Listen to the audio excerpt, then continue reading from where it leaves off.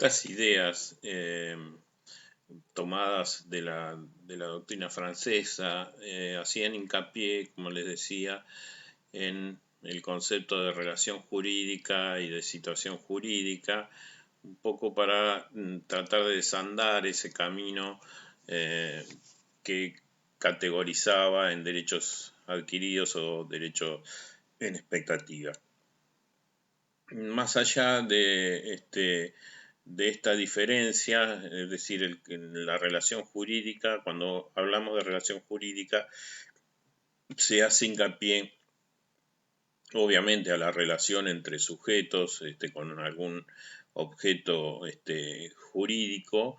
pero que tiene como característica la variabilidad, el dinamismo, algo que va transcurriendo durante determinado tiempo y que va teniendo distintos matices, ¿no? Distintos matices, es decir, formas de cumplimiento, plazos,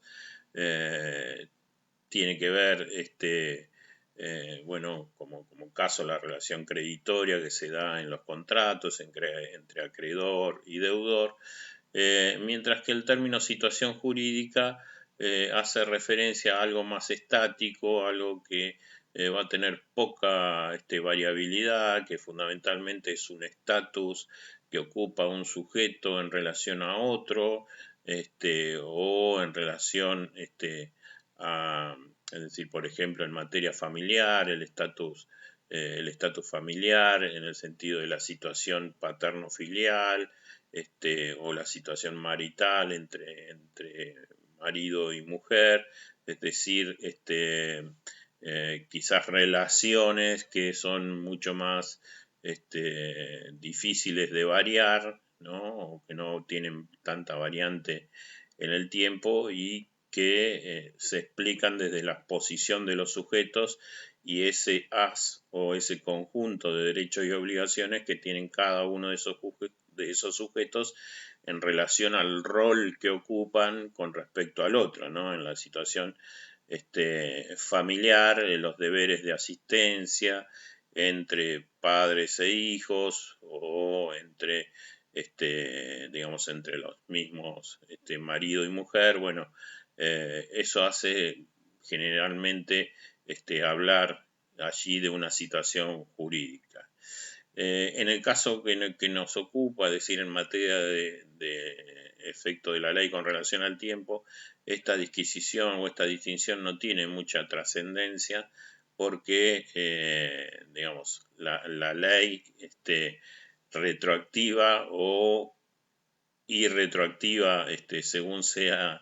el caso, ese principio de retroactividad, no varía en su aplicación, se trate o no se trate de una relación o se trate de una situación, porque el mismo texto del artículo 3 y hoy del artículo séptimo del actual Código Civil y Comercial de la República Argentina habla indistintamente de relación jurídica y situación jurídica. Pero bueno, esas eran las palabras utilizadas por Rouvier y bueno, las que se mantuvieron cuando se toma esa idea, cuando la toma a borda de este autor y la remite, digamos, al texto de la reforma del 68. Y en realidad hablábamos de que varía un poco los vocablos, porque bueno, también se habla ya de garantías constitucionales, es decir, seguimos manteniendo ese principio que en realidad el principio de irretroactividad es un principio, digamos, que no limita no limita absolutamente al legislador en cuanto a la posibilidad de que la ley vuelva o afecte determinadas relaciones jurídicas que ya se encuentran en vida o que se encuentran transcurriendo, sino que lo que le impide es el límite, perdón, es el límite de la afectación de, ahora sí, las denominadas garantías constitucionales. Ya no se habla de afectar derechos adquiridos, sino que en realidad lo que se dice es que no se pueden afectar garantías constitucionales. Fundamentalmente la garantía constitucional de la propiedad, allí está la mirada, digamos, del texto del artículo 3 de entonces, en cuanto a que continúa con la defensa, continúa con la protección fundamentalmente del patrimonio, es decir, cuando ya un derecho de algún modo ha pasado a formar parte del patrimonio de un sujeto, no puede ser afectado en modo alguno, ¿no?, por una ley posterior. Aun cuando lo diga, aun cuando el legislador exprese que la ley va a tener efectos hacia atrás, son los jueces los que, a través de su facultad de interpretación del texto de la ley, van a expresar en el caso concreto si esa ley violenta o no garantías constitucionales. Y si se produce esa violación, bueno, esa nueva ley va a ser tachada de inconstitucional y por lo tanto no va a poder ser aplicada al caso concreto. Es importante, bueno, aquí sí, porque lo que se trata es de, más allá de hablar en abstracto si una ley puede afectar o no ciertos derechos que ya los titulares consideran que forman parte de su patrimonio, hay que ver en el caso concreto si se produce esa afectación. Lo que se establecen son ciertas reglas, fundamentalmente cuando se tienen en cuenta determinados momentos de esa relación o situación jurídica, es decir, si se ha producido, digamos, para los casos donde se discuten cuestiones que tienen que ver con la constitución, es decir, el nacimiento de esa relación o situación jurídica o la extinción de esa relación o situación jurídica, está claro que la nueva ley no puede afectar ninguna de esas condiciones, es decir, no puede establecer que no ha nacido una relación jurídica cuando sí lo ha hecho en el pasado bajo los efectos de la ley que ha sido modificada o los efectos de la ley que regía al momento del nacimiento de esa relación jurídica, que es la que va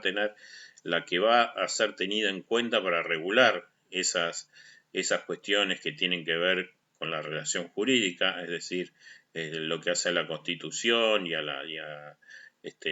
parte sustancial de esa relación jurídica va a ser regida precisamente por la ley anterior, no por la ley posterior, porque si no, allí sí sería una aplicación retroactiva de la ley. Y, ejemplo, lo que hace a la extinción de esa relación o situación jurídica tampoco va a poder verse afectada por la nueva ley. Y esto juega, en realidad, tanto si consideramos la teoría de los derechos adquiridos, si consideramos esta nueva teoría o nueva nominación de esa circunstancia por parte de la teoría de Rouvier, como también si consideramos otra cuestión que tiene influencia en estos casos, que es la noción de consumo jurídico, y que tiene que ver con que los hechos que se han producido en el pasado y que ya han ocurrido, la nueva ley no los puede hacer revivir, no los puede hacer renacer,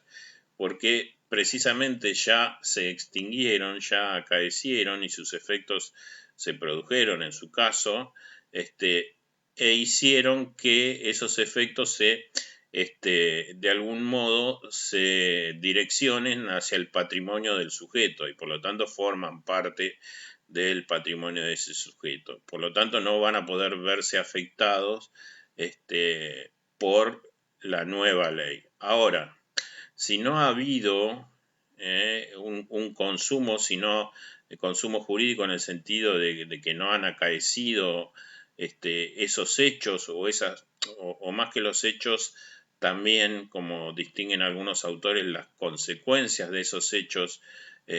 todavía se siguen generando, es decir, no se han producido del todo. Bueno, la nueva ley puede de algún modo tener operatividad sobre esas consecuencias que se van a ir dando luego de sancionada la ley, pero no sobre aquellas consecuencias que ya se han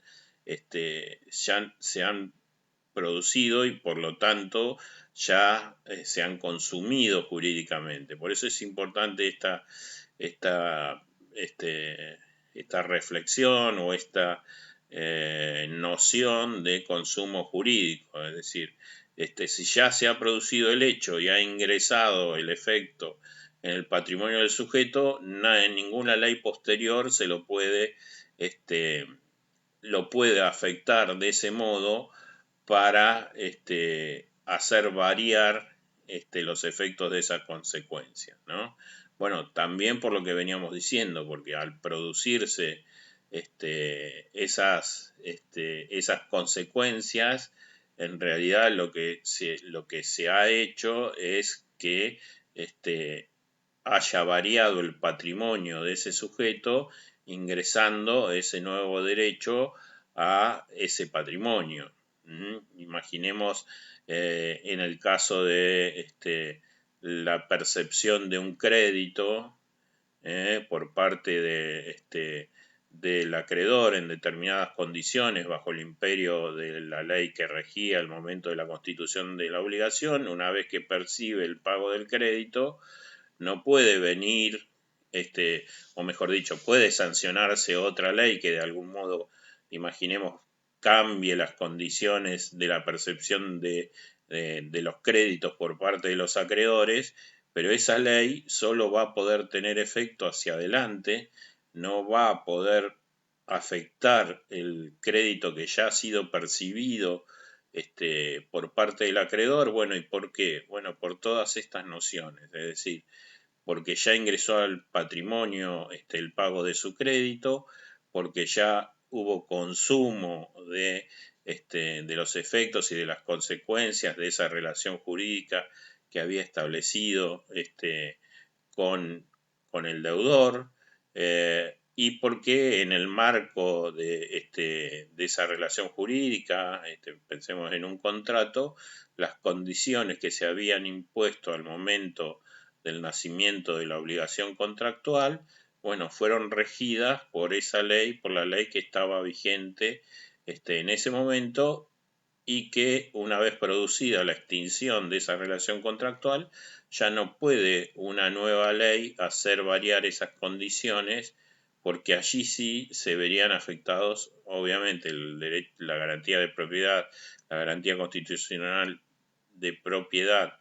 por parte del acreedor, y obviamente la noción de consumo jurídico y de los efectos que produce la relación también se vería afectada, porque se querría hacer renacer una obligación que ya tuvo su fin por digamos, las circunstancias que rodearon el cumplimiento de la obligación por parte del deudor. Ahora, si en cambio todavía esa relación jurídica sigue produciendo efectos al momento de la sanción de la nueva ley, bueno, entonces allí sí hay que discurrir, y son los jueces los que tienen que interpretar precisamente esa nueva ley, a ver si esas consecuencias que se van produciendo en la relación o en la situación jurídica pueden, es decir, que continúa viva esa relación jurídica,